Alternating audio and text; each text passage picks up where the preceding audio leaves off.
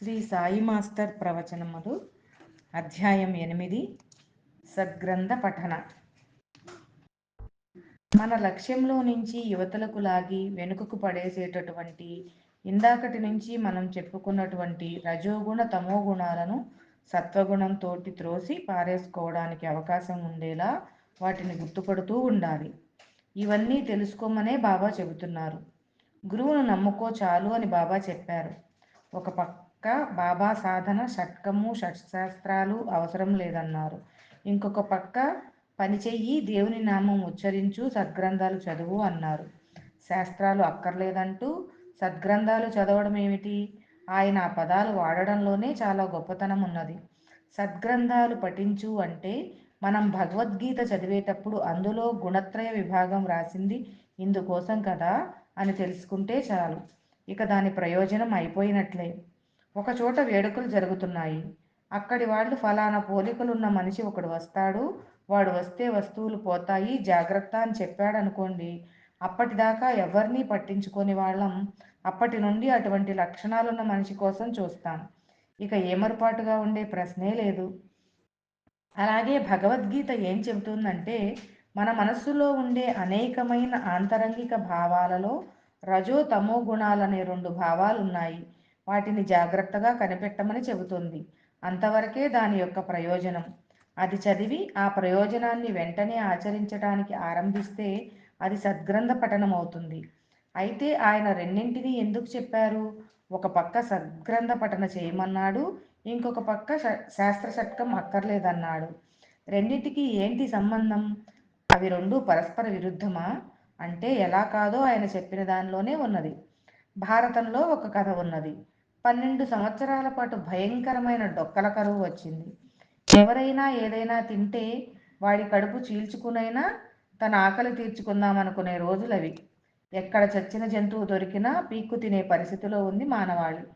అటువంటి సమయంలో ఆకలి వల్ల ఒక ఋషికి తపోభంగం అయింది. ఆయన వెంటనే ఆకలి తీర్చుకోవడానికి ఏదైనా దొరుకుతుందేమోనని అన్వేషిస్తూ బయలుదేరాడు. చివరకు కొన్ని ఇళ్ల మధ్య నుంచి వెళ్తుంటే ఒక పూరింటి నుండి దుర్గంధం వస్తున్నది. అప్పుడు ఆయన అక్కడ చనిపోయిన మాంసం ఏదో ఉంది, తిందామని అనుకున్నాడు. తడిక తలుపు తీసుకొని లోపలికి వెళ్ళాడు. ఆ అలికిడి విని ఇంట్లో వాడు లేచి, ఎవడ్రా వాడు? ఈ కరువులో ఇంతకాలానికి ఒక చచ్చిన జంతువు దొరికితే దానిని తినగా మిగిలిన దాన్ని రేపటికని దాచుకుంటే దానిని తినటానికి వచ్చావుట్రా అని దుడ్డుకర్ర తీసుకొని కొట్టడానికి వచ్చాడు. కానీ తీరా చూస్తే ఆయన మహర్షి. ఎవరు మీరు? ఇలా ఎందుకు వచ్చారు అని అడిగాడు. తాను ఫలానా అని చెప్పి ఆకలి దహించుకుపోతున్నది, తినడానికి ఏదైనా పెట్టు అని అడిగాడు మహర్షి. నా వద్ద ఏమీ లేదు, ఈ చచ్చిన కుక్క మాంసం మాత్రం ఉన్నది, అది మేము తినగా మిగిలింది అన్నాడతడు. అదే పెట్టు తింటాను అన్నాడు మహర్షి. వాడు ముద్ద పెట్టాడు, ఆయన తిన్నాడు. రెండవ ముద్ద పెట్టాడు, తిన్నాడు ఆయన. మూడో ముద్ద కూడా తిన్నాక ఇక చాలురా అన్నాడు మహర్షి. అప్పుడు అతడు ఆయనకు మళ్ళీ ఆహారం దొరకదేమోననే ఉద్దేశంతో ఇంకొంచెం తినండి స్వామి అన్నాడు. ఆయనకు కోపం వచ్చింది. ఓరి వెధవా, నన్ను చచ్చిన కుక్క మాంసం తినమంటావురా అన్నాడు. నేను ఋషీశ్వరుణ్ణి, కందమూలాలు తిని తపోనిష్టలో ఉండేవాణ్ణి, నన్ను కుక్క మాంసం తినమంటావుట్రా అని మండిపడ్డాడు. అతడు ఇందాకటి నుంచి మీరు తిన్నదేమిటి, ఇప్పుడు మీరు అంటున్నదేమిటి అని అడిగితే ఋషి ఇందాకటి నుంచి తిన్నది ఆహారం, ఇక నుంచి అది చచ్చిన కుక్క మాంసం అన్నాడు. క్షుత్తు నివారణై ప్రాణము నిలిచి ధ్యానం అంతర్ముఖం కావడానికి సరిపోయేంత వరకు ఆవశ్యకమైనది ఆహారం. అది ఏ పదార్థమైనా సరే ఆ పైన ఇష్టంగా తింటామే, అప్పటి నుంచి అది మంచిదా చెడ్డదా అనే ధర్మసూత్రం ఇమిడి ఉంటుంది. అలాగే భగవద్గీత చదువుతున్నప్పుడు గుణత్రయ విభాగంలో చెప్పిన దానిని అవగాహన చేసుకున్నామనుకోండి, ఓహో మనం జాగ్రత్తగా గుర్తుపట్టినట్లయితే మనలో ఎప్పుడే గుణం పనిచేస్తుందో తెలుసుకొని వాటిని ఈ విధంగా నివృత్తి చేసుకోవచ్చు కదా అనుకొని ఆ రోజు నుండే మనస్సును జాగ్రత్తగా గమనిస్తున్నాం అనుకోండి, ఇది రజోగుణం కాబట్టి ఇది ఈ విధంగా పనిచేస్తున్నది అని గుర్తుపట్టడం ఎప్పుడైతే ప్రారంభిస్తామో అప్పుడు మనం చేసేది సద్గ్రంథ పఠన. అట్లా కాక అదే భగవద్గీతను చదివి ఇది ద్వైతమా అద్వైతమా విశిష్టాద్వైతమా ఏ శాస్త్రము అని ఆలోచించామనుకోండి, అది శాస్త్రం సాంఖ్యమా వైదేశికమా మీమాంస, ఇందులో ఏ సిద్ధాంతం సరి అయినది ఏది కాదు అని ఆలోచించడం మొదలుపెట్టామంటే మనకు శాస్త్ర పాండిత్యం తగులుకున్నది అని అర్థం. ఇక అందులో నుంచి బయటపడటం కష్టం. మామూలు మనిషికి ప్రాపంచికమైన రాగద్వేషమైన భావాల నుండి బయటపడడం అనేది ఎలాగైతే ఉండదో అలాగే ఇది కూడా. ఉదాహరణకు ఒక చోట ఇద్దరు కూర్చుని మూడవ వాని గురించి చర్చించుకుంటున్నారనుకోండి. ఒకడు వాడిట్లా చేశాడురా, అలా చేశాడురా, చాలా మంచివాడురా అని అన్నాడనుకోండి. ఛాఛా వాడు చెడ్డవాడు, నీకేం తెలియదు అని అవతలవాడు అన్నాడనుకోండి. వీడు మళ్ళీ వాడిలాంటి మంచి పనులు చేశాడు అని వీడంటాడు. లేదు దొంగ వేషం అని వాడంటాడు. ఇక సూర్యచంద్రాదులున్నంత వరకు వాడెలాంటి వాడోనన్న విషయాన్ని వాళ్ళిద్దరూ తేల్చుకోలేరు. ఎందుకంటే వాడు చెప్పేది వాడికెంత నిజమనిపిస్తుందో వీడు చెప్పేది వీడికంతే నిజమనిపిస్తుంది. వీళ్ళిద్దరూ కూడా వాళ్ళ అంతర్యాలలో నుంచే మూడవ వాడిని చూస్తున్నారు కనుక ఆ మూడవ వాడి యొక్క ఆంతర్యం వీళ్ళిద్దరికీ తెలిసే అవకాశమే లేదు. అందుకని బైబిల్లో ఒక అద్భుతమైన మాట చెప్పారు. Judge not lest thou be judged. దేనిని అంచనా వేయకు జాగ్రత్త, నీవు అంచనా వేయబడతావు అన్నాడు. వాడు దుష్టుడు వీడు దుర్మార్గుడు అని అవతలి వాళ్ళను నీవు అంచనా వేస్తే నిన్ను భగవంతుడు అంచనా వేస్తాడు. ఒరేయ్ నీ అర్హత ఎంతరా అని అడుగుతాడు. రూల్స్ మాట్లాడిన వాడిని ఏం చేస్తాము? వెంటనే వాడిని రూల్తోనే పట్టుకుంటాము. ఇతరుల్లోని లోపాలను ఎంచరాదనే దానిని మన పెద్దలు ఇంకొక రకంగా కూడా చెప్పారు. పక్కవాడి కంటిలోని నలుసు తీసే ముందు నీ కంట్లో ఉన్న దూలాన్ని తొలగించుకో అని. పక్కవాడి కంటిలోని నలుసు తీయడం మంచిదే కానీ ప్రతివాడి కంటిలో ఉండే నలుసును వెతకటం అనే గుణం అనే దూలం నీ కంటిలో ఉంది తెలుసుకో అన్నారు. కంటిలో దూలం ఉంటే ఏమవుతుంది? ఇక లోకం కనపడదు వాడికి. ఎక్కడ చూసినా దూలమే కనబడుతుంటుంది. అలాగే తప్పులెన్నే గుణం ఉంటే ఏమవుతుంది? లోకంలో అన్నీ తప్పులే కనపడతాయి. చివరకు ఇతరుల్లోని తప్పులెన్నుట అనే గుణం వల్ల తనలోని తప్పులెన్నటం మానుకున్నాడు. తనలోని తప్పులెన్నడం ప్రారంభించగానే ఇతరుల్లోని తప్పులెన్నడం అనే గుణం తనలోని మొదటి తప్పుగా అర్థమవుతుంది. అందుకని మొదటగా దానిని తనలో నుండి తీసివేయాలి. అలాగే భగవద్గీతలోని గుణత్రయ విభాగ యోగం చదివినటువంటి వాడు సాత్విక భావం గలవాడైతే తనలో ఉండే రజోగుణ తమోగుణాలను గుర్తుపట్టి సక్రమంగా వినియోగించుకోవడానికి ప్రయత్నిస్తాడు. సాత్విక భావ ప్రధానుడు కానివాడు అవతలి వాళ్ళ గురించి వీడు రజోగుణ ప్రధానుడు, వాడు తమోగుణ ప్రధానుడు అని చెప్తుంటాడు. అంతేకాని తాను రజోగుణ తమోగుణ ప్రధానుడవునో కాదో మాత్రం గమనించుకోడు. అలాగే మనం బ్రహ్మతత్వానికి ధ్యానతత్వానికి దగ్గరగా వెళ్తున్నామా లేదా, నిష్ఠా సబూరీలు బాగా కుదురుతున్నాయా లేదా అనేది చూసుకునే బదులు వీడిట్లా వాడిట్లా అని వ్యాఖ్యానించడంలో మన బ్రతుకు తెల్లవారిపోతుంది. ఎందుకని? ఉన్న కాలమంతా వాటి గురించి ఆలోచించినా అది నిజమో అబద్ధమో తేలదు. అది నిజమైనా అబద్ధమైనా వీడికి ఒరిగేదేమీ లేదు. ఇది ఎంతో ప్రమాదకరమైన విషయం. అందుకనే దేవతలు కూడా ఇలా ప్రార్థన చేస్తారట. మా చెవులు ఎప్పుడూ శుభమునే వినుగాక, మా కళ్ళు ఎప్పుడూ శుభమునే చూచుగాక, మా జిహ్వ ఎప్పుడూ శుభమునే మాట్లాడుగాక, ఈ విధముగా మమ్మల్ని అనుగ్రహించు తండ్రి అని మొరపెట్టుకుని ప్రార్థన చేసుకుంటారట. అలా ఎందుకు ప్రార్థించాలి అంటే అలా శుభమైన విషయాలలోనే మనస్సు నిమగ్నం అవడం వలన మనం బ్రతికి బయటపడటము, నిమగ్నం కాకపోవడం వలన మనం నాశనమై 10 మందిని నాశనం చేయడానికి తప్ప ఎందుకు పనికిరాము కనుక. అందుకని వేద ఋషులు ఏదైతే జాగ్రత్త అని చెప్పారో అదే గీతాచార్యుడు చెప్పాడు. మళ్ళీ సాయినాథుడు కూడా దానినే సూచిస్తున్నారు. ఈ దక్షిణ ఈ నిష్ఠ గురించి ఇప్పుడు క్రమంగా జాగ్రత్తగా ఆలోచిస్తే మనకేం తెలుస్తున్నదంటే ఈ నిష్ఠా సబూరిలో ఒక్కదానిని సమర్పించినా చాలు మన మనసు మొత్తాన్ని ఆయన ఆక్రమిస్తాడు. వామనుడికి ఆ 3 అడుగులే ఇస్తానన్న ఒక్క అడుగు భూమిని మరొక అడుగు ఆకాశాన్ని ఆక్రమించి మూడవ అడుగు అతని నెత్తి మీదే పెట్టాడట. అలా మొత్తం ఆక్రమించాడట. అలాగే ఈ నిష్ఠా సబూరీలు కూడా. ఇవి 2 పైసలే కదా అవేం చేస్తాయిలే అనుకోవడం పొరపాటు. ఒకసారి ఆయనకు నమస్కరించి నీవు సద్గురువువు, నీవు అంతటా నిండి ఉన్నావు, నన్ను రక్షించు తండ్రి అని ఎప్పుడైతే నమస్కారం చేశామో ఆయనకు మనం దక్షిణ సమర్పించామన్నమాట. దీనికి గుర్తెలాగంటే అది సాయి సూక్తుల్లో ఉంది. ఒకడికి భగవంతుడంటే అసలు విశ్వాసమే లేదు. అలాంటి వాడికి ఒక అనుభవం కలిగి బాబా మీద విశ్వాసం కలిగింది. తర్వాత వాడు శ్రద్ధగా ఒక్కసారి నమస్కారం చేశాడు. తర్వాత వాడు తనలో కలిగిన భక్తిభావానికి తట్టుకోలేక అటు పోయినప్పుడు ఇటు పోయినప్పుడు వచ్చి నమస్కారం చేసుకుంటున్నాడు. జనం ఎక్కువగా ఉన్న సమయంలో తోసుకుని అవస్థపడుతున్నాడు. అప్పుడు వాడితో బాబా అన్నారు, ఎందుకురా అలా తోసుకుంటావు? నీవు భక్తి శ్రద్ధలతో చేసిన ఒక్క నమస్కారం చాలు అని. అంటే బాబా అలా అనడంలోని ఉద్దేశం ఏమిటి అంటే, నీవు నా గురించి ఏం తెలుసుకుని నీవే సర్వస్వమని మనస్సులో ఏ భావాన్నైతే ఏర్పరచుకున్నావో అదే భావంతో నీవెంతసేపు నిలుస్తావో అంతసేపు నీ జీవితమంతా కలిసి ఒక నమస్కారము. చేతులు కలిపినంత మాత్రాన నమస్కారం కాదు. వాడు కూర్చున్నా, నడిచినా, నిలిచినా లోపల అదే భావం ఉన్నంతసేపు అదే మొట్టమొదటి నమస్కారం. దానిలో నుంచి చలించవద్దనే ఆయన చెప్పేది. ఈ చలించవద్దు అనే దానికి ఇంకా చెప్పారు బాబా. ఆ విధమైన శ్రద్ధాభక్తులను చీపురు పుల్ల మీద పెట్టుకున్నా సరే నీవు భగవంతుని చేరతావు అన్నారు. దక్షిణ సమర్పించగలగడం, నిష్ట మనస్సులో ఒక్కసారైనా భాషించడం సత్వప్రధానమవడం చేత జరుగుతుంది. అది స్థిరపడితే చాలు. రజోగుణ తమోగుణాలు నశించిపోతాయి. అవి నశించి సత్వగుణం స్థిరపడితే చాలు. జ్ఞాన మార్గానికి సరిపోయిన సంస్కారవంతుడైతే తీవ్రమైనటువంటి విదురుడికి కలిగినటువంటి చక్కని యోచన కలిగి ఒక నిర్ణయానికి వచ్చి జీవితం దానికి అంకితం చేస్తాడు బుద్ధుడిలాగా.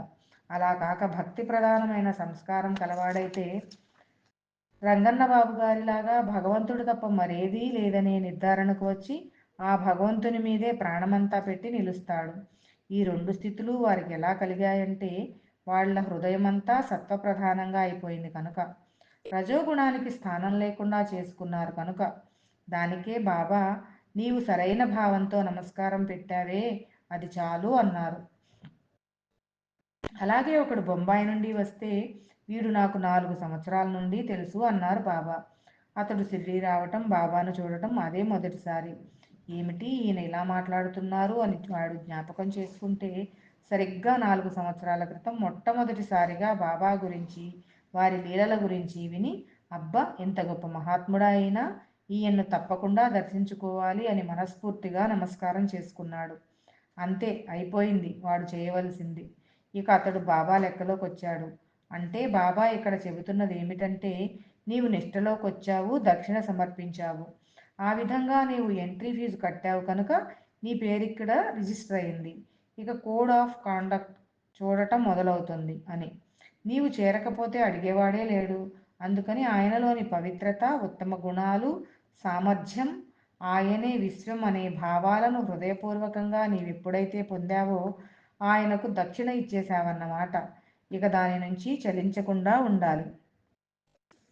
శ్రీ గురు చరిత్రలో ఒకడు శ్రీ నృసింహ సరస్వతి స్వామి వద్దకు వచ్చి, నా గురువు కఠినాత్ముడు, నన్నెంతగానో వేధించాడు, నేను భరించలేక ఆయన్ను వదిలిపెట్టి వచ్చేశాను, నాకు తరించటానికి మార్గం చెప్పండి అన్నాడు. అప్పుడు శ్రీగురుడు, గురువును కాదని వచ్చేసిన నీవు పనికిరావు, నీ ముఖం కూడా చూడకూడదు పో అని అన్నారు. అంతేకాక తిరిగి ఆ గురువు వద్దకే వెళ్ళి ఆయన్నే సేవించుకోమన్నాడు. అప్పుడు అతడు క్షమించలేనంతగా ఆయన్ను తిరస్కరించి వచ్చాను, ఇప్పుడు నా గతేమిటి అని వాపోయాడు. అప్పుడు శ్రీగురుడు అతన్ని అనుగ్రహించారు. అతడు ఆ గురువుని వదిలినా సద్గురువుని ఆశ్రయించాడు గనుక సరైన మార్గం ఆయన చూపారు. లేకపోతే అతనికి అధోగతి తప్పదు. ఒకసారి ఒక గురువును ఆశ్రయించాక ఇక అతడు ఆయన సొత్తే. ఇక ఆ నాణం ఎక్కడా చెల్లదు. మన చట్టంలో కూడా ఏం చూస్తున్నాము? ఇది వీడిది అని పట్టా కానీ రిజిస్టర్ కాగితం కానీ ఉంటే అది వాడిది అని అంగీకరిస్తున్నాము. దాని మీద వయోలేషన్ అంతా ఇల్లీగల్ కిందే లెక్క. దీనికి మిలారేపా అనే టిబెట్ యోగి అద్భుత చరిత్రలో చక్కని ఉదాహరణ ఉన్నది. మిలారేపా గొప్ప కుటుంబంలో జన్మించాడు. అతని తండ్రి చనిపోయేసరికి మిలారేపా అతని చెల్లెలు చాలా చిన్నవాళ్ళు. వాళ్ళ అమ్మ చాలా అమాయకురాలు, లోకజ్ఞానం లేని మనిషి. అందుకని మిలారేపా తండ్రి గారు తాను చనిపోబోయే ముందు తన బంధువులను, ఊరి పెద్దలను సమావేశపరిచి వారందరి సమక్షంలో దగ్గరి బంధువైన మిలారేపా పిన్ని బాబాయిలకు ఆస్తి వ్యవహారాలను అప్పగించి తన పిల్లలు పెద్దవారయ్యేంత వరకు ఆస్తిపాస్తులను సంరక్షించమని, తర్వాత వారికి అప్పగించవలసిందని చెప్పి మరణించాడు. కానీ ఆయన భయమే ఆ తర్వాత నిజమైంది. ఆమె అమాయకత్వాన్ని ఆసరాగా తీసుకొని వారిద్దరూ ఆస్తిని చేజిక్కించుకొని వాళ్లే అనుభవిస్తూ వీళ్ళకు ఏమీ పెట్టకుండా చివరకు వీళ్ళని ఇంట్లో నుంచి వెళ్ళగొట్టారు. ఆమె తన సోదరుని సహాయంతో కష్టపడి కూలి పనులు చేసుకుంటూ పిల్లల్ని పోషించుకుంటూ కాలం వెళ్ళబుచ్చుతున్నది. కానీ ఆమె తన పిల్లలను చూసి వీళ్ళిలా అయిపోయినారే అని హృదయంలో విపరీతమైన బాధపడుతుండేది. తన పరిస్థితి గురించి ఎప్పుడూ దుఃఖిస్తూ ఉండేది. అలాగే మిలారేపా 16 సంవత్సరాల వాడయ్యాడు. ఒకనాడు వాళ్ళ అమ్మ బాధపడుతుంటే, యుక్త వయస్కుడనైన నేనుండగా నువ్వెందుకు బాధపడతావు? నీ బాధ ఏమిటో చెప్పు, నేను తీరుస్తాను అన్నాడు. అప్పుడామె, నాకొక కోరిక ఉన్నది. వాళ్ళు మనల్ని ఎలాంటి క్షోభ అయితే పెట్టారో అలాంటి క్షోభే వాళ్ళు అనుభవిస్తుంటే చూడాలని ఉన్నది. చేతనైతే నా కోరిక తీర్చు అన్నది. అతడు అలానే చేస్తానన్నాడు. వెంటనే ఆమె అతడు అతడు క్షుద్ర విద్యలు నేర్చుకోవడానికి అన్ని ఏర్పాట్లు చేసి పంపింది. అతడు క్షుద్ర విద్యలు నేర్చుకుని వచ్చి బంధువులను నాశనం చేసి తల్లి కోరిక తీర్చాడు. కానీ అప్పటి నుంచి అతనికి ఆలోచన మొదలైంది. పూర్వం చేసిన పాపాల వల్ల మనం ఇలాంటి కర్మ అనుభవిస్తున్నాం కదా, మరి ఇప్పుడు ద్వేషం పెంచుకుని మరలా ప్రతీకారం తీర్చుకొనడం వల్ల మరలా ఇలాంటి కర్మ చుట్టుకొని అనుభవించవలసిందే కదా, మరి ఇక నా గతి ఏమిటి? ఇలా అంతకంతకు అంతం లేకుండా విజృంభించిపోతున్నటువంటి చెడు యొక్క వలయం నుంచి బయటపడేదెలా? ఇప్పుడు నేను ఈ క్షుద్ర విద్యల గురువును ఆశ్రయించాను. ఇప్పుడు ఆయన వెళ్ళమంటే తప్ప వెళ్ళకూడదు కదా, ఇప్పుడిక ఏం చేయాలి అని ఆలోచిస్తుండేవాడు. అప్పుడు వాడి అదృష్టం కొద్దీ ఒకానొక రోజున ఆ గురువు ఊరికి పోయి వచ్చి విచారంగా కూర్చున్నాడు. అప్పుడు మిలారేప ఆయన విచారానికి కారణం ఏమిటని అడిగాడు. అప్పుడు ఆయన ఇలా అన్నారు. నాకు ఆత్మీయుడైన మిత్రుడు చనిపోయాడు. అతని భార్యాబిడ్డలు దిక్కులేని వాళ్ళై అలమటిస్తున్నారు. అతని మరణం నాకెంతో బాధను కలిగించింది. ఇప్పుడు నాకు అనిపిస్తున్నది, అసలు ఈ ప్రపంచం దుఃఖమయం. అసలే ఈ ప్రపంచం దుఃఖమయమై అంతా అలమటించిపోతుంటే నేను క్షుద్ర విద్యలు నేర్చుకుని లోకంలో ఎంతమందిని చంపానో, ఎంతమంది నా వల్ల దిక్కులేని వారయ్యారో కదా. అంతేకాక నన్ను ఆశ్రయించిన వారికి కూడా ఈ క్షుద్ర విద్యలు నేర్పి వారి చేత కూడా దుఃఖమయమైన పనులు చేయించానే. ఇక నేను బాగుపడేదెలా, ఇతరులను బాగుపరిచేదెలా అని చాలా బాధ కలుగుతున్నది. పోనీ ఇప్పుడేదన్నా చేద్దామన్నా వయసు మళ్ళీపోయింది. ఈ ముసలితనంలో నేను చేయగలిగింది ఏమీ లేదు. కనుక నువ్వైనా ఇక ఈ క్షుద్ర విద్యను మానేసి ముక్తి పొందటానికి ప్రయత్నించు అన్నారు. మిలారేపా కోరుకున్నటువంటిది కూడా మిలారేపా కోరుకుంటున్నది కూడా అదే కదా. అలాగే చేస్తాను, ఆ మార్గం ఏదో మీరే తెలపండి అన్నాడు మిలారేపా. ఆయన తనకు తెలిసిన గురువైన మార్పా గారి దగ్గరకు పంపాడు. మిలారేపా మార్పా గారి వద్దకు వెళ్ళి దాపరికం లేకుండా తన సంగతంతా చెప్పుకొని తనకు ముక్తి మార్గాన్ని చెప్పమని వేడుకున్నాడు. ఆయన అంగీకరించారు. కానీ వెంటనే ఉపదేశం ఇవ్వక కష్టమైన పనులు చేయించసాగారు. ప్రతిసారి ఈ పని చేస్తే నీకు ఉపదేశం ఇస్తానని చెప్పడం, ఆ పని పూర్తి కాకుండానే మరొక పని చెప్పడం, ఇలా ఎంతో కష్టపెట్టసాగారు.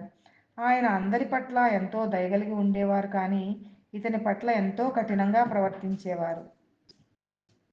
చివరకు గురుపత్ని కూడా అతను పడే కష్టం చూడలేక గురువుగారు రాసినట్లు ఒక కాగితం రాసి గురువు పంపిన గుర్తుగా కొన్ని వస్తువులిచ్చి గురువుగారికి ముఖ్య శిష్యుడైన గోగ్డన్ వద్దకు ఉపదేశానికి పంపింది. గురువుగారి ఆజ్ఞకు గోగ్డన్ ఎంతో సంతోషించి అద్భుతమైన సాధనలు మిలారేపాకు నేర్పాడు. కానీ ఎన్ని రోజులైనా ఫలితం రావడం లేదు. అతడు ఆశ్చర్యపోయి, ఏమిటి నువ్వింత కష్టపడి సాధన చేస్తున్నా ఫలితం రాకపోవడం ఆశ్చర్యంగా ఉన్నది. పోనీ గురువుగారి అనుమతి లేదేమో అనుకుంటే అదీ ఉన్నది కదా, నాకేమీ అర్థం కావడం లేదు అన్నాడు. అప్పుడు మిలారేపాకు భయమేసి జరిగిన సంగతి మొత్తం చెప్పేశాడు. అప్పుడు గోగ్డన్, ఎంత పని చేశావు మిలారేపా, ఒకసారి ఒక గురువు వద్ద నీవే నా గురువు, నా సర్వస్వం అని ఎప్పుడైతే చెప్పావో, ఇక ఆయన వద్ద నుండి అభయము అనుమతి వస్తే తప్ప ఇక నేను కాదు ఈ ముల్లోకాలలోనూ ఎవరి వద్ద ఏమి నేర్చినా రాదు. కనుక నీవు తిరిగి ఆయన వద్దకే వెళ్ళు అన్నాడు. కానీ వీడికి అక్కడికి వెళ్ళడానికి ధైర్యం చాలలేదు. చెప్పకుండా దొంగతనంగా వచ్చాడు. ఎట్లా వెళ్తాడు అక్కడికి? తాను అక్కడ ఉండి గురువుగారు చెప్పినట్లు చేస్తుంటేనే ఆయన తన మీద కారాలు మిరియాలు నూరుతున్నాడే, ఇక ఇప్పుడు తాను వెళ్తే అసలు రాణిస్తాడా? గురువుగారి సంగతి గోగ్డన్కు తెలుసు. అతడు ధైర్యం చేసి మిలారేపాను పంపలేకపోతున్నాడు. ఇలా ఉన్న సమయంలో ఒకరోజు మార్పాగారి వద్ద నుంచి కబురు వచ్చింది. తమ కొడుకు ఉపనయనానికి గోగ్డన్ను రమ్మని, అతనితో ఆ వెధవ మిలారేపాను కూడా తీసుకొని రమ్మని కబురు చేశారు. ఇంకేం, మిలారేపాను తీసుకొని అతడు ఉపనయనానికి హాజరయ్యారు. ఒకరోజు గురువుగారు అందరినీ సమావేశపరిచారు. మిలారేపాకు ఎందుకు ఉపదేశం చేశావని గోగ్టన్పై విరుచుకుపడ్డారు. అందులో తన తప్పేమీ లేదని, తమరు పంపిన చీటీ వస్తువులు ఆధారంగా తాను ఆ పని చేశానని చెప్పాడతడు. అప్పుడు మిలారేపాను పిలిచి, ఆ వస్తువులు నీకెక్కడివని అడిగారు. అమ్మగారిచ్చారని అతడు చెప్పాడు. ఆయన ఆమెను కొట్టడానికై ఆమె మీదకు పరిగెత్తేసరికి ఆమె తప్పించుకొని దాక్కుంది. తర్వాత కొంతసేపటికి ఆయన శాంతించి అందర్నీ పిలిచి ఇలా అన్నారు. ఇందులో ఎవరు తప్పు ఏమీ లేదు. మిలారేపా దొంగతనంగా వెళ్ళింది ఉపదేశం కోసమే కదా. వాడిలోని ఆత్మ జ్ఞానం పొందాలనే జిజ్ఞాస ఆ పని చేయించింది కనుక వాడిదేమీ తప్పు లేదు. ఇక గోగ్డన్ తప్పు కూడా ఏమీ లేదు. అతడు నా ఆజ్ఞ ఉన్నదనుకునే ఉపదేశం ఇచ్చాడు. ఇక నా భార్య విషయానికొస్తే ఆమె కూడా ఉత్తముడైన బిడ్డకు ఉత్తమమైన మార్గాన్ని పొందడానికి మాతృప్రేమతో దోహదం చేసింది కనుక ఆమెది తప్పు లేదు. అప్పుడు మరి ఎవరిది తప్పు అని మిలారేపాతో ఈ విధంగా అన్నారాయన. ఇందులో నువ్వు అర్థం చేసుకోవలసిన విషయం ఒకటి ఉన్నది. గత జన్మలో నువ్వు చేసిన దోషాలు గాని, ఈ జన్మలో క్షుద్రశక్తుల వల్ల నువ్వు చేసిన ఘోరమైన కర్మల ఫలం గాని, నేను నిన్ను 9 సార్లుగా చిత్రహింసలు పెట్టినట్లయితే ఆ పాపాలు క్షాళన అయిపోయి తర్వాత సునాయాసంగా నీ సాధన పూర్తయి ఉండేది. కానీ నేనెంత ప్రయత్నించినా 8 సార్లు మాత్రమే చేయగలిగాను. కానీ అంతకంటే చేయలేకపోయాను. ఎందుకనంటే నీ కర్మ బలంగా ఉండడం వల్ల నేను 9వసారి నిన్ను కష్టపెట్టబోయినప్పుడు నేను తప్ప నిన్ను ఆత్మజ్ఞానాన్ని పొందేలాగా చేసేవారు ఇంకెవరూ లేరని తెలిసినప్పటికీ కూడా ముక్తిని సునాయాసంగా పొందటానికి వీలు లేని నీ దుష్కర్మ నా భార్య అంటే గురుపత్నిలో చొరబడి నిన్ను నా నుంచి దూరమయ్యేలా చేసింది. కాబట్టి నేను చేయగలిగినంత వరకు చేశాను. ఇక మిగిలింది నువ్వు అనుభవించవలసిందే అని చెప్పారు. ఆ తర్వాత అతడు మంచు కొండలలో గుహలలో ఉండి ఎన్నో కష్టాల కోర్చి తపస్సు చేయవలసి వచ్చింది. దీనిని బట్టి మనం తెలుసుకోవలసింది ఏమిటంటే ఒకసారి శ్రద్ధాభక్తులతో నమస్కరించిన, దక్షిణ సమర్పించిన, నీవే దిక్కని మనస్ఫూర్తిగా శరణు పొందిన మనం ఆయనకు దక్షిణ సమర్పించామని అర్థం. ఇక మనం ఆయన సొత్తు అన్నమాట. ఆ దక్షిణ ఇవ్వడం అంటే తిరిగి తీసుకోకపోవడం అన్నమాట. అందువల్ల క్రమంగా మన జీవితంలో 1 గంటో 2 గంటలో మనం సాధనకు దగ్గరవ్వడం అనేది క్రమంగా మనల్ని అల్లుకుంటూ ఆక్రమించి వేస్తుంది. తర్వాత మన ప్రతి ఆలోచనలోనూ చర్యలలోనూ సదా అన్నింటిలోనూ ఆయనే ఉన్నాడనే భావం నిలిచిపోతుంది. వామనుడికి 3 అడుగుల స్థలమిస్తే అంతటా ఆక్రమించినట్లు రోజులో మనం ధ్యానం చేసుకొని చరిత్ర చదువుకునేటందుకు 1 గంటో 2 గంటలో పెట్టుకున్నందుకు గాను ఆయన మన జీవితమంతా ఆక్రమించేస్తాడు. చివరకు మన జీవితమంతా నిష్టను నిలుపుకునే ప్రయత్నంగా మారుతుంది. సాయి, నీకు ఉన్న లౌకిక ధర్మాలన్నింటినీ నిర్వర్తించుకో. నీ కర్తవ్యాలను నిర్వర్తించుకో. ఇన్నింటిలో నుంచి స్మరణను మాత్రం గుర్తుపెట్టుకుంటూ ఉండు. స్మరణను తొలగించేటటువంటి రజోతమో గుణాల వంటి ఇతర వికారాలను గుర్తించేటటువంటి ఈ వాడాలోని దొంగలను గుర్తుపట్టు. ఆ విధంగా నీవు జాగరూకుడవై ఉండగలిగితే నా మీద నీ దృష్టి నిలపగలుగుతావు. అలా నిలపగలిగితే నిన్ను చివరికంటా గమ్యం చేరుస్తాను. మధ్యలో విడవను అన్నారు. అయితే ఒక్క షరతు. నీవు నాపై దృష్టి నిలిపితే నా దృష్టి నీపై నిలుపుతా.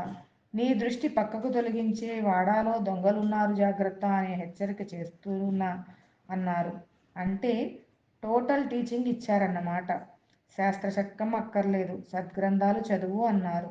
అంటే భగవద్గీత వంటివి చదువుతున్నప్పుడు, అందులో ఉండే గుణత్రయ విభాగం లాంటివి చదువుతున్నప్పుడు అందులో చెప్పిన దాన్ని గుర్తుపట్టి ఉపయోగించుకోవడానికి చేసే పఠన మాత్రమే సద్గ్రంథ పఠన. అలా కాక సిద్ధాంతాల వలయంలో మమకారాల వంటి వానిలో ఇరుక్కొని ఆ భావంతో చదువుతున్నాడంటే అవి శాస్త్రశకం అవుతుంది. సద్గ్రంథ వాసన శాస్త్రవాసన వేరు. సద్గ్రంథ వాసన సత్తుకు తీసుకుపోతుంది. దానిని మరొక దానికి వినియోగించుకుంటే అది శాస్త్రశకం అవుతుంది. దీనినే గురుగీతలో ఇలా చెప్పారు. తేనెటీగ పువ్వులోనున్న తేనెను మాత్రమే తీసుకుని పువ్వును ఎలాగైతే విసర్జిస్తుందో అలాగే సకల శాస్త్రాలు చదువు. వాటిని చదివేటప్పుడు ఏ విధంగా నీ మనస్సును ఉంచుకుంటే సాధన మీద గురి కుదిరి ప్రయోజనం కలుగుతుందో తెలుసుకొని అందుకు కావలసిన యత్నాన్ని నీవు చేసుకుంటూ వెళ్ళు.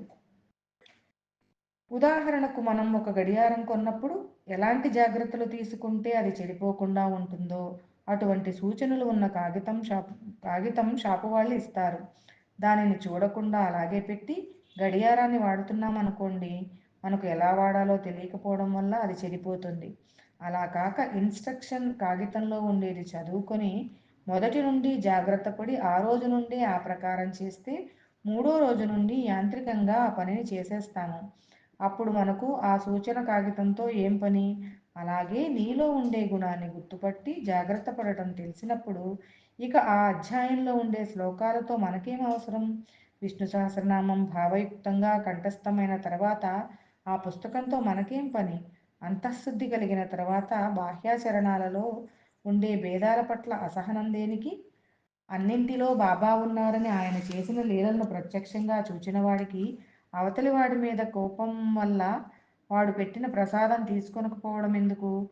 అంటే బాబా సూక్తులు లీలల్లో నిరూపణ అయిన సత్యాలు మొత్తం శాస్త్రవాసనగా లంపటంగా మారిపోయిందన్నమాట.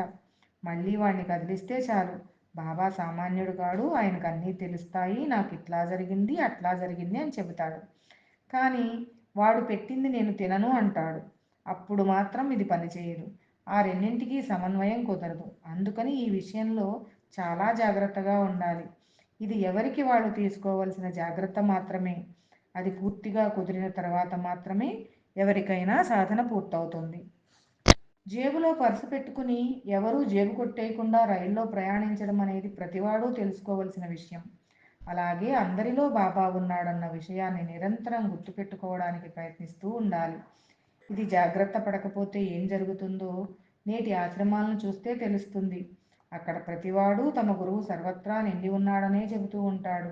కానీ తానెంతగా ఆ భావాన్ని నిలుపుకుంటున్నాడో చూసుకోకుండా పక్కవాడు అలా ఉండడం లేదని అంటూ ఉంటాడు. నేను అనేక ఆశ్రమాల్లో ఉండి చూచాను గనుక నాకు తెలిసింది. అందుకని నేను ఏ ఆశ్రమంలోనూ ఉండటాన్ని ఇష్టపడను. అసలు ఉండకూడదు కూడా. ఎందుకంటే అలాంటి వాళ్ళ వల్ల క్రమంగా మనకు కూడా అదే అభ్యాసం అవుతుంది. అందుకని ఆశ్రమాలకు వెళ్ళినప్పుడు దర్శనం చేసుకురావాలి, ధ్యానం చేసుకుని రావాలి, పారాయణ చేసుకుని రావాలి. అంతేకాని అక్కడ ఎక్కువ కాలం ఉండకూడదు. బాబా తాను అన్నింటిలో ఉన్నానని నిరూపించినా కూడా ఎవరితోనైనా భేదాభిప్రాయం వచ్చినప్పుడు ఆ సంగతి ఏమరపాటు వస్తుంది. వాడు శాస్త్రాధ్యయనం చేసినప్పుడు శాస్త్రాన్ని ఎక్కడ పడితే అక్కడ చెప్పగలడు గాని ఆచరణలోకి రాదు. ఇదే విషయాన్ని దెబ్బ కొడుతూ బాబా ఒక విషయం చెప్పారు. రెవెన్యూ డిపార్ట్మెంట్లో పనిచేసే ఠాకూర్ అనునతడు అప్ప అనే కన్నడ మహాత్ముని దర్శించాడు. ఆయన అతనితో, నీవు ఉద్యోగరీత్యా ఉత్తర దిశకు వెళ్తావు, అప్పుడు ఒక మహాత్ముని దర్శిస్తావు అని చెప్పారు. విచార సాగరము అనే గ్రంథాన్ని అతనికిస్తూ దాన్ని చదవమని కూడా చెప్పారు.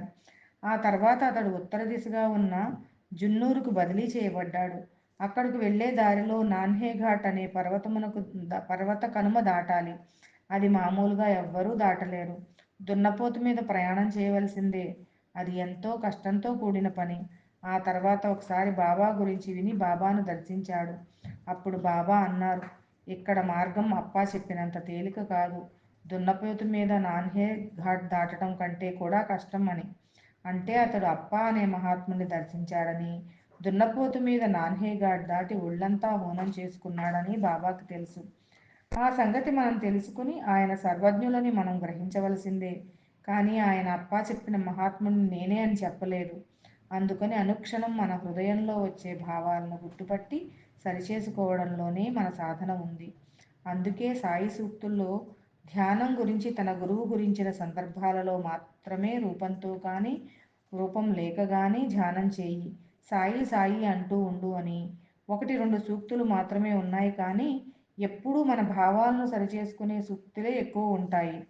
ఈ భావాలను సరిచేసుకునేసరికి సర్వదా సర్వత్రా ఆయనే ఉన్నారనే భావం నిలుస్తుంది.